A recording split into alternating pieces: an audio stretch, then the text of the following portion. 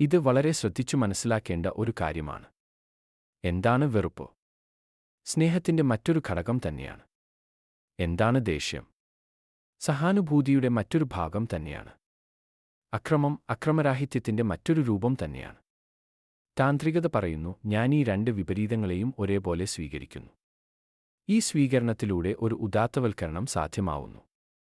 അതിന്റെ അനന്തരഫലമോ മേൽപ്പറഞ്ഞ വിപരീതങ്ങളെല്ലാം രണ്ടല്ല ഒന്നുതന്നെയാണെന്ന് മനസ്സിലാവുന്നു.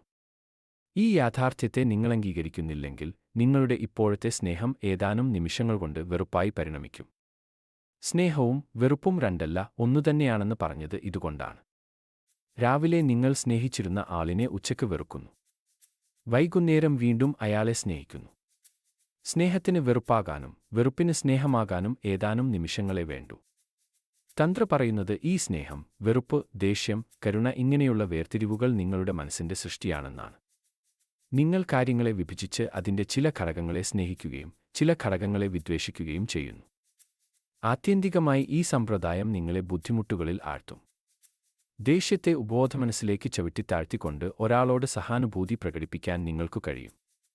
പക്ഷേ ഒരു കാര്യം ഓർക്കണം, ഉപബോധമനസ്സിലേക്ക് ചവിട്ടിത്താഴ്ത്തിയ എന്തും ഏത് നിമിഷവും പുറത്തുവന്നു പ്രശ്നങ്ങൾ സൃഷ്ടിക്കും.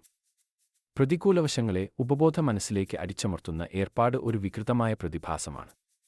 ഒരു വ്യക്തി ഈ പ്രക്രിയ നിരന്തരം തുടർന്നുകൊണ്ടിരുന്നാൽ അയാൾക്ക് അയാളുടെ ജീവിതം തന്നെ പാഴാക്കേണ്ടിവരും.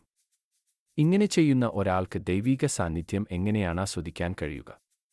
നിങ്ങളുടെ സ്ഥലവും സമയവും അരിശം, ആർത്തി, ഭോഗാസക്തി, അസൂയ ഇങ്ങനെ 100 കൂട്ടം പ്രതികൂല അവസ്ഥകളുമായി പോരാട്ടത്തിൽ മുഴുകിയിരിക്കുകയാണെങ്കിൽ പിന്നെ മറ്റ് അനുകൂലമായ എന്തിനെയെങ്കിലും ഉൾക്കൊള്ളാൻ എവിടെയാണ് സ്ഥലവും സമയവും കിട്ടുക?